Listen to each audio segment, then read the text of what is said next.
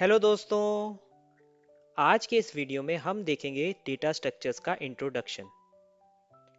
Data structures एक बहुत important topic है और मोस्टली हर इंटरव्यू में ही ये पूछा जाता है। आज हम देखेंगे कि डेटा स्ट्रक्चर्स क्या है, क्यों इंपॉर्टेंट है, कौन कौन से टाइप्स हैं डेटा स्ट्रक्चर्स के, और ये सब हम बहुत सिंपल एग्जांपल्स के साथ देखेंगे ताकि ये आपको लाइफ टाइम याद रहे। चलो स्टार्ट करते हैं। सोचो आप मूवी देखने गए हो और थिएटर में सीट्स नंबर्ड ही नहीं है। पूरे हॉल में हर कोई ढूंढता रहेगा अपने सीट नंबर को, लेकिन मिलेगी नहीं, पूरा मेस बन जाएगा। ऐसा ही प्रोग्रामिंग वर्ल्ड में भी होता है जब डेटा ऑर्गेनाइज नहीं होता। और इसका सॉल्यूशन है डेटा स्ट्रक्चर्स।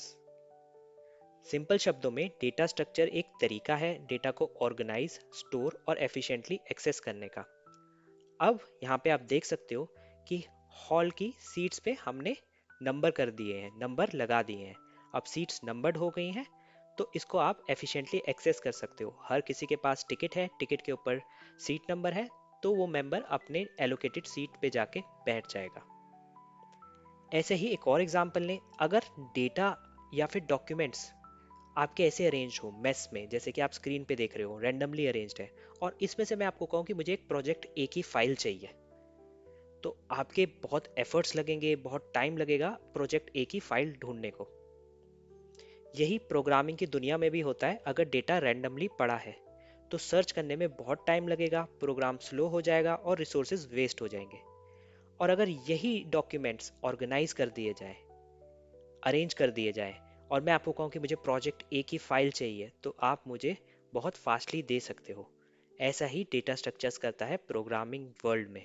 वो डेटा को ऑर्गेनाइज कर देता है, स्टोर कर देता है, ताकि वो एफिशिएंटली एक्सेस हो सके।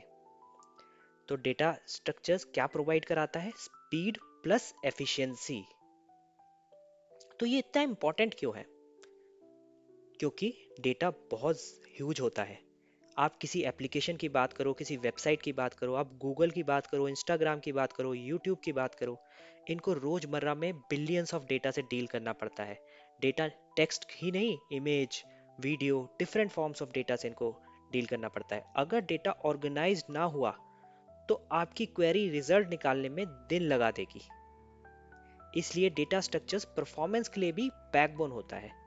तो डेटा स्ट्रक्चर स्पीड तो देता ही है, एफिशिएंसी भी देता है, साथ साथ परफॉर्मेंस के लिए भी इंपॉर्टेंट होता है। तो आपको अब समझ में आया कि डेटा स्ट्रक्चर्स क्यों इतना इंपॉर्टेंट होता है और मोस्टली क्यों इतना ज़्यादा इंटरव्यू में पूछा जाता है, क्योंकि हर एप्लीकेशन में डेटा स्ट्रक्चर्स का यूज तो होगा ही होगा। चलो अब देखते हैं टाइप्स ऑफ डेटा स्ट्रक्चर्स। सबसे पहले आता है लीनियर डेटा स्ट्रक्चर्स।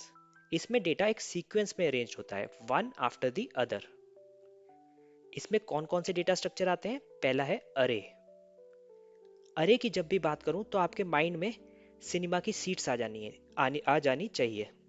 हर सीट्स का नंबर फिक्स्ड होगा, A1 A2 A3, जिसको जो सीट एलोकेटेड है वो उस सीट पे जाके बैठ जाएगा। ऐसा ही अरे में होता है। अरे में इंडेक्सिंग होती है और उस इंडेक्स में डिफरेंट डेटा स्टोर कर सकते हो। वो हो सकता है इंटीजर हो सकता है स्ट्रिंग हो। वो इसी तरीके से ही one after the other memory में स्टोर हो जाता है। दूसरा जो है वो है लिंक्ड लिस्ट। लिंक्ड लिस्ट की बात करूं तो आपके दिमाग में ट्रेजर हंट आ जाना चाहिए। हर क्लू नेक्स्ट क्लू का एड्रेस देता है। लिंक्ड लिस्ट में भी हर डेटा नोड दूसरे डेटा नोड के बारे में बताता है कि आपको दूसरा डेटा कहाँ मिलेगा, नेक्स्ट डेटा कहाँ मिलने वाला है। अगले डेटा स्ट्रक्चर की बात करूं जो कि लीनियर डेटा स्ट्रक्चर है, वो है स्टैक। स्टैक जैसे कि प्लेट का स्टैंड। जो लास्ट में प्लेट रखी है वही सबसे पहले निकलेगी, इसलिए इसको कहते हैं लास्ट इन फर्स्ट आउट। जो लास्ट में डेटा अंदर गया है वो पहले निकलेगा, वो पहले आउटपुट होगा उसका। ऐसे ही क्यू। क्यू भी एक लीनियर डेटा स्ट्रक्चर है।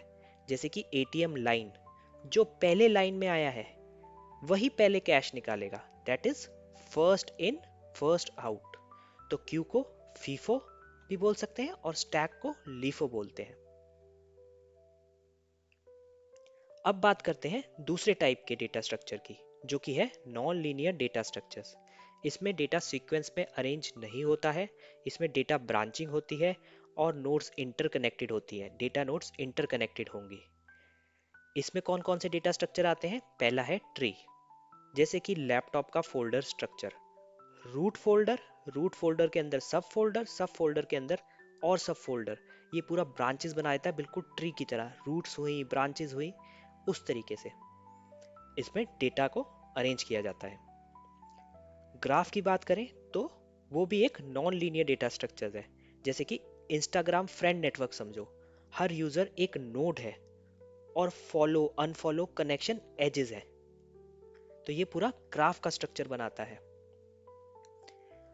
अगला जो डेटा स्ट्रक्चर है वो ना तो लीनियर हुआ ना ही नॉन लीनियर हुआ, उसको हम बोलते हैं स्पेशल या फिर एसोसिएटिव डेटा स्ट्रक्चर। इसमें कौन सा डेटा स्ट्रक्चर आता है? इसमें आता है हैश टेबल, जैसे लाइब्रेरी का इंडेक्स सिस्टम। बुक के नाम से डायरेक्टली सेल्फ लोकेशन मिलती है, फास्ट लुकअप गारंटी होता है। इसका एक और एग्जांपल आप सोच सकते हो, जैसे कि डिक्शनरी।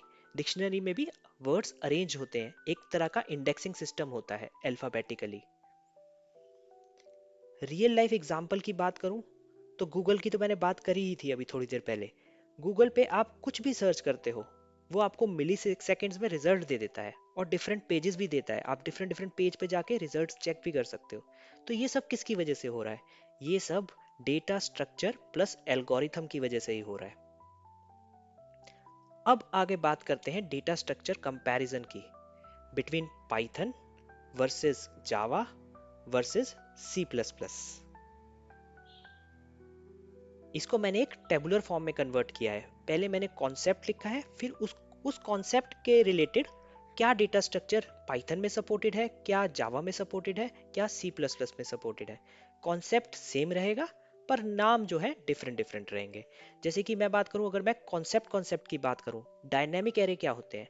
डायनेमिक एरे ऐसे एरे हैं जो साइज ऑटोमेटिकली बढ़ा लेते हैं जब नई वैल्यू इंसर्ट करते हो आप।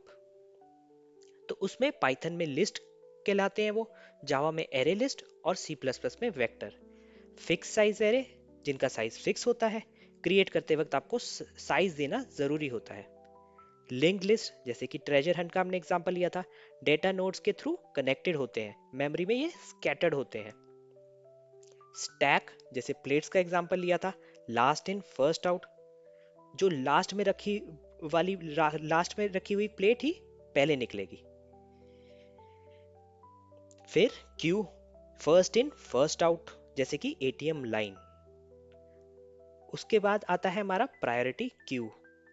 ये नॉर्मल क्यू नहीं होती, यहाँ एलिमेंट्स की प्रायोरिटी के बेसिस पर ऑर्डर मेंटेन होता है। देन आपका है हैश टेबल, जैसे लाइब्रेरी का इंडेक्स सिस्टम, की वैल्यू पेयर स्टोर करने के लिए यूज होता है ये। और इसमें जो होता है आपका सुपर फास्ट लुकअप होगा हैश टेबल में। देन है आपका set. Set duplicate value allow नहीं करता है, ये सिर्फ यूनिक एलिमेंट्स ही स्टोर करता है, तभी इसके साथ मैंने लिखा है ब्रैकेट में यूनिक। टपल की बात करो, ये इम्यूटेबल होते हैं, मींस क्रिएट होने के बाद चेंज नहीं कर सकते इनको। फिर आते हैं हमारे स्ट्रिंग। हर लैंग्वेज में स्ट्रिंग हैंडलिंग थोड़ी अलग होती है। पाइथन की बात करूं तो पाइथन में हर स्ट्रिंग इम्यूटेबल होती है। ग्राफ जो होता है वो लिस्ट और मैप से इंप्लीमेंट किया जाता है, तो उसमें दोनों के फीचर होंगे। मैट्रिक्स और टू डायमेंशनल एरे की बात करूं तो ये रो और कॉलम में डेटा स्टोर होता है, जैसे कि एक चेस बोर्ड ले सकते हो, या फिर और अच्छा एग्जांपल दूं तो आप एक्सेल शीट को भी ले सकते हो, वो भी एक 2D एरे है। तो दोस्तों, ये था डेटा स्ट्रक्चर्स का इंट्रोडक्शन, रियल लाइफ एग्जांपल्स के साथ, जो कि आपको याद रहे। अगर आपको ये वीडियो पसंद आई तो लाइक करो, शेयर करो और सब्सक्राइब करो। Thank you so much.